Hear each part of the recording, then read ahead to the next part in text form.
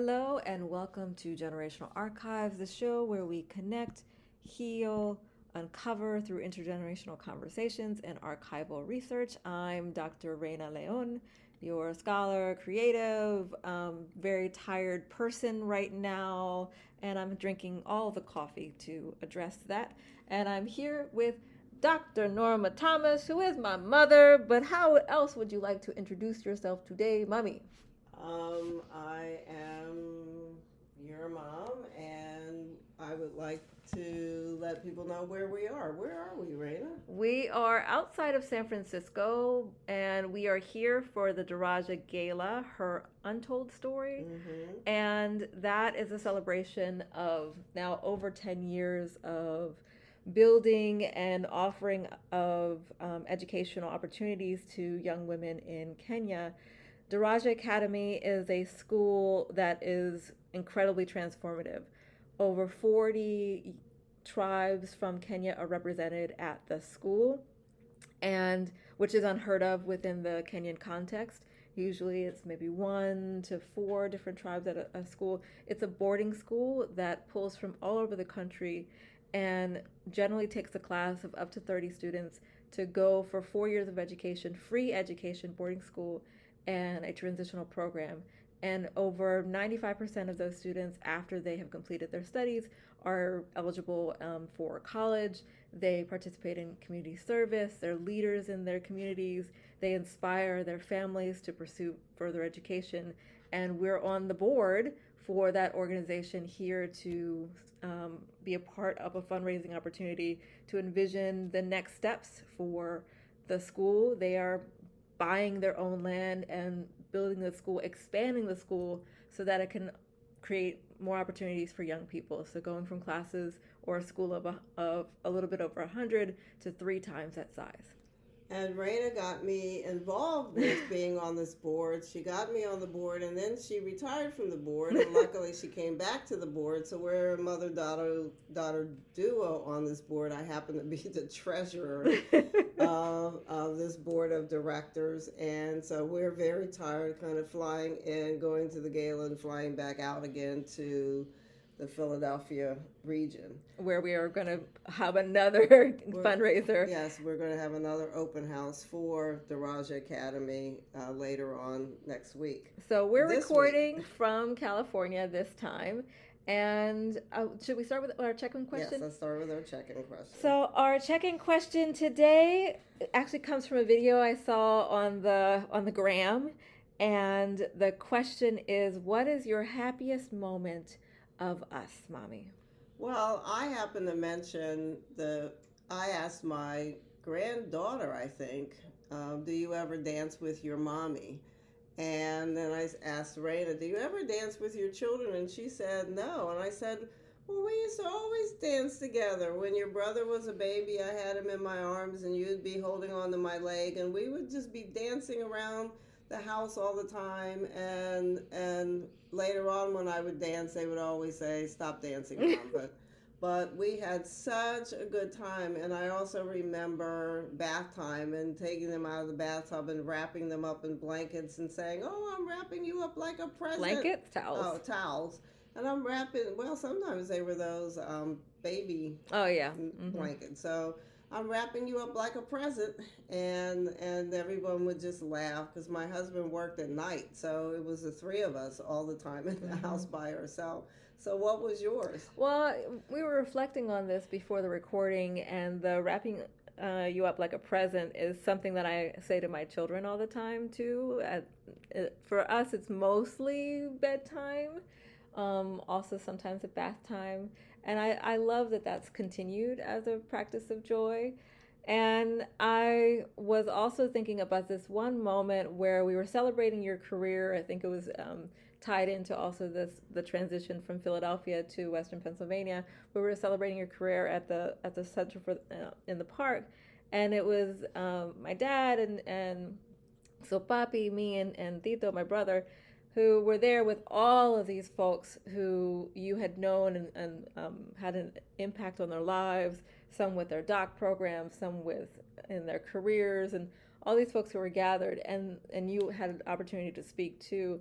So I got to see you in that moment of groundedness, but also acknowledgement and appreciation and gratitude and celebration of this long career, very celebrated career in the Philadelphia area, and also see the looks of everyone around, including Bobby, with such Who was pride. up on the dais with me, which Yeah, I think is the yeah, only time he's been on a dais with yeah, me. yeah. So to see you all as the couple, right? Because to any success, especially within a partnership, comes from that partnership.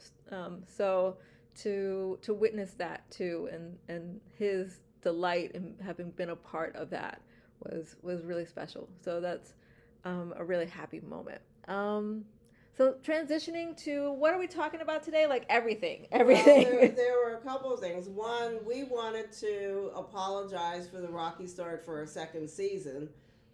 My daughter's I tell children are you, in school. or finally they're in school. So at first, with these two babies, when there's a gap in the school, it is a challenge. And they had a 2 week gap in there where one was in a program and the other wasn't, but the program for my other was really far from home, and it's been a whirlwind, y'all. So we're starting to finally find our rhythm again because the babies, they are in school. So we will be having more guest speakers. We will Mm-hmm. be having a much more regular schedule. So for those of you who have been our subscribers, thank you for your patience. Don't lose patience with us. Continue to subscribe. We've gathered some new folks along the way Mm-hmm. because we've connected with family and others who are interested in this history. And so I get emails that I've been binged listened to your first 8, 10 episodes. And so that's why I also said we got to record some more episodes because people are binge listening to our episodes. But I also wanted to mention, we may have mentioned this before, but it's been brought to the forefront that we might need to mention it again. And in this arena of legacy building that we've been talking about, leaving a legacy also means making sure that all of your documents, all of your wishes are well documented. So that means getting your wills done. And I know in particular for African Americans, I've heard all kinds of reasons why people don't do wills. One is the superstition that if you do a will that you're talking about death and you're going to bring death on. And I always say we are all going to get out of this world. We're all gonna die. We're all going to die. So put that superstition to rest. It's going to cause people to fight. Oh, not having a will is what causes people to fight. Write down your wishes. Make sure people know what those wishes are. Have your power of attorneys, most importantly, durable power of attorneys, because if you get sick and you can't make a decision, who's going to do that on your behalf? You don't want that to be a last minute decision and then pick the wrong person. That happens all the time, and if you pick the wrong person, they can wipe you out. So think about that way ahead of time before the need arises. Look at your insurances. More important, have insurance, because again, you don't want to leave somebody else trying to take care of your final expenses. And have adequate insurance. Yes, have adequate insurance. If I've heard people say, well, I don't want to make people rich. You don't have to make them rich. Just leave enough that they can take care of final expenses, and don't think about having multi-million-dollar policies. Just have enough. Final expenses don't just include your funeral expenses. Right. They also include your responsibility to your household. So if you have a mortgage right now and your insurance does not cover what you expect your part of the mortgage to be, or just the remaining mortgage, you do not have adequate insurance. Because especially if you have kids or a partner and you are leaving that, in your transition, leaving that behind, that may put your people at risk for losing their home. The home that you built with your partner, that you have provided for your children, and now they can't afford to keep it anymore. And also, that brings to mind that once people have left this earth, again, a lot of times people just assume, well, my daughter will take care of it. She'll get that property. Don't leave this behind for people to fight over. in the case of my dad, he left the property to his 6 remaining children, which was a good thing in our case because we all got along. But leaving a property to 6 people to then make decisions about what happens could be a disaster. In our case, I was the executrix. I made the decision, and eventually the properties were signed over eventually to one person. So we were able to do what we needed to do, but it could have been a disaster. Also brings to mind, make sure all your documents, somebody can find them. Wills, you should not put in a safe deposit box. You can put a copy there, but not the original. But make sure people know where they are. My dad put all of his documents in a suitcase, so when he made his transition, the person that he had given all this to brought it to the hospital and gave it to us. So I had deeds, I had, everything that I needed to begin the process of handling my dad's estate.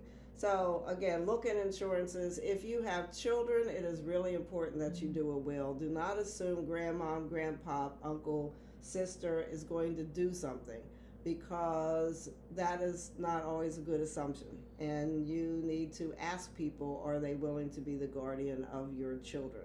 Ask them. Don't assume that they're going to take on that responsibility. You do not want to leave your children in some sort of limbo, waiting to figure out who's going to help take care of them.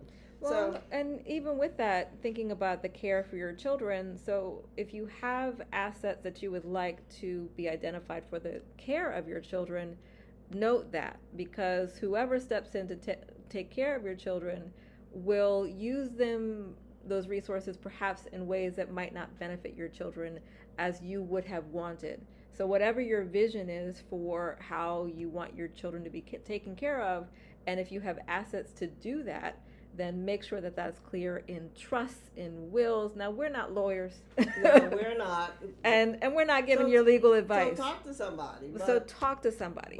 But in my case, I'm telling you from experience. Right. What it is to have everything all in one place and put together, and then knowing what happens when things are not put in one place and put together. It brings to mind 2 instances, one a friend, one a relative, neither of which had insurance. And so the final arrangements for neither have been made, waiting for contributions so that those final wishes can be carried out. And to me, that's a great sadness that at the end, these individuals could not be properly mourned because there's this whole other angst going on about how to bury them and I don't even know if anyone knew what their final wishes they wanted. Right. So it's also good to ask those questions as well. But and talking to my one sister about this and going through papers, she tells me she found an old policy of my mother's that would be very surprising to me, because I assume we knew about everything. Why she has this, I don't know. But she goes through paper, she sees this policy number name with my mother's information. I knew nothing about it. So she's trying to find out whether by chance there's a paid up policy somewhere that was my mother. So again, it's real important that people put this stuff somewhere, right, that they ask these questions. And even in my case, I have the keys to 2 of my sister's houses because I'm the executrix for them. And when I went to my one sister's house when we were going to South Carolina, I have the key. She tells me on the phone, oh, that key doesn't work anymore. I changed those locks months ago. Okay, when were you going to tell me that? So I think I have a key to her house, that I don't have a key to her house. So it's even important to think about updating. So in the case of our trip, she left the door open because she knew we didn't have a key to her house. So please make sure you keep those things up to date. And I also wanted to just talk about, I know I mentioned before, we both use Ancestry.com in terms of DNA. And I've always said, if you're hiding from somebody, don't do it. But it almost doesn't matter if you don't do it. If somebody else does it, they still might find you. But But the nice thing, people do find you. And I have a second cousin who recently connected, who I vaguely remember from childhood with them coming up from the South. They happen to be in Columbia, South Carolina, and you've heard us talk a lot about my mother's relatives in Columbia, South Carolina. Well, now my dad's relatives are there too. So it's both sides of the family that we could go visit and talk to, but he knows almost nothing about his father, and therefore his whole family, which is my dad's family. So all I could say to him is, where do you want me to start? Because I can send you reams and reams and reams, which I just did, of information and pictures. And I'm not sure he realized that he actually had, because his grandfather was married twice, and so he had another set of aunts and uncles that he didn't know about. Only one now is living, and we have actually had a hard time tracking him down. So he has some relatives. He's committed to coming to the family reunion so he can meet some of his people, and it would be great to connect that part of the family again. So the other thing is some upcoming plans. I think we've mentioned that I am probably in the very near future going to close on a property that would house our traveling museum, African American Traveling History Museum. So if that goes through, we're going to close on that property with a goal of having the museum up and running by February of next year, for just in time for Black History Month. And so doing a little bit of that legacy building and carrying through also. So I don't know, Raina, if you have anything you want to add, because that was my little short piece of what I wanted to talk about today. I think the one thing around preserving and sharing legacy is also in the small moments. So the other day I was telling Yati, my daughter, a story, and she asked she asked for a book, and I was like, no, let me tell you a story. And I started telling her a story about when she was a baby, and instead of crawling, she was a bouncing baby. She bounced on our butt everywhere. And so it's an interesting thing that some babies do, that they bounce instead of crawl. And then I said, oh, and your brother, he crawled forward, but he also really liked to crawl backwards. And then he was also a speed crawler. So you look at him and he was gone. So, or look away and he was gone. And then she asked me, oh, well, about me as a baby. And I was like, oh, we'd have to, I don't know how I started moving first, if it was crawling or if I was a bouncing baby or everything. We'd have to ask Bibi, because Bibi is my mommy. And she's like, no, Bibi, which means grandmother in Swahili, and that's what she calls a mommy, is, she's like, no, Bibi is Bibi. I'm like, no, Bibi is my mommy. And she was like, no, Bibi is Bibi, because she could not wrap her head around like the relationship, even though we obviously look alike. And so I was like, do you want to see some pictures of Bibi as a young person, as the younger person, and mommy as a baby? And she was like, yes, I do. So we haven't done that yet, but the idea of sharing pictures with your children or those around you who are part of a family, of your family and community, and saying, okay, this is me now, but I had a life before this moment too. Let's talk about that life. And often people don't have pictures, physical pictures anymore. They're all digital. Right. And they're hopefully up in the cloud that you don't lose them, which is always a concern of me, that they could be lost. I pay the money. I pay for extra cloud storage because I keep taking more and more photos. And because I have a friend who, her family, their military family, they've traveled all over the world. She has a lot of children. And her partner is military, so he's gone for a good bit of the year. And she had recounted on the Book of Faces that she lost her phone, and all these pictures of her youngest, like baby years before one, were gone. A lot of the other ones she had printed out or stored them, and she's also a photographer. herself. So really beautiful photos. And she was really devastated by that loss. And as soon as I saw that years ago, I started making sure that I had cloud storage. And unfortunately, it gotten to the point where I had to pay because I just have too much. Also a hoarder. I should just get rid of some things. But making sure that those things are available. And it's a project that I want to take on in the next few months of printing out things again, because what often happens, at least for me, is that I don't print out things until there's a reason to. So you do books for the kids every 2 years. I give you the photos. I identify the big photos at that point. But learn from my example, people. Learn from my example. Don't do what I do. Yes, going back to those old pictures is a source of joy.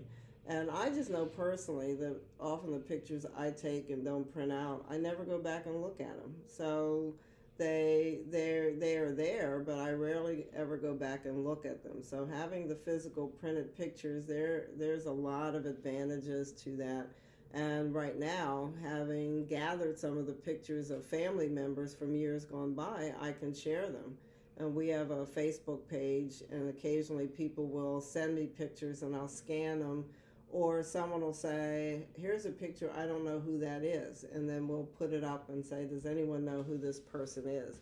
So we share pictures that way. But again, having that physical picture sometime to be able to go back to and relate is also one of those joys that can help bring back memories or create new ones, because the memory of going back and looking at all these pictures, because I know with that large number of pictures you scanned that my brother had, Yes. somewhere in there is one of my uncles, great uncles, Uncle Bertie, that nobody had a picture of. So at some point we'll share that picture with the whole family, and maybe somebody has some more pictures out there that they'd like to share. Well, and as we close, I think I was sharing with you this morning about a dream, and I think that this connection between legacy and preserving legacy and handling your business also connects to the dreaming, because you mentioned those photos that Uncle Stanley had and the scanning of it, and one of those I had appear and come to life in a dream a few nights ago, where it was my grandmother in her like early 30s or so, totally black and white kind of dream, and she was just had gone from this reclining position of the photograph where she's totally relaxed, and it's in the old house, the house that my mom grew up in, and she'd gone from there to dancing and saying over and over again, I was loved, and I loved. And it was such a beautiful dream to experience and wake up to, that I was able to have because of the legacy of those photos. And so such a great gift to imagine her, to dream her in movement in that moment of her life in her 30s, where her children would have been very young, and to be in a space of joy and delight. So I hope that you will go back to those pictures. I hope that you will handle that business so that you feel confident, and no matter what your steps are. And be open to finding your family, yes. Because they may find you, and it could be a great, wonderful experience. My cousin turns out to be head of karate studio, and I used to take karate for years, so it'll be great to go to Columbia and visit his karate studio. Yep. So thank you all for listening once again. If you like and subscribe, and share the news with others. And of course, share your documents with others. Tell people where they are. Share your pictures. Share your stories. On Patreon. Mm-hmm. You can support us through Patreon. And we started out by talking about Daraja. And if you are interested in learning more about Daraja, after us beginning that way, you can go to Daraja, DARAJA.org. Daraja means bridge in Swahili, and find out more about the organization. If you dig it and you want to support a girl's education, please do support them too. It's a commitment and an organization that we deeply believe in, and Mommy's visited once, I've been there 3 times, the transformative effects on the lives of these young women, their families, their communities, and the communities around them. Garage is an incredible social incubator too, where so many organizations and community developments have emerged from going and meeting at garages. So it's an incredibly beautiful and special place. So if you have an opportunity to check that out and believe in, as we do, in its mission, donate or consider even volunteering your time in some way. So thank you again for listening to Generational Archives, and we will connect with you next week. Bye. Bye-bye.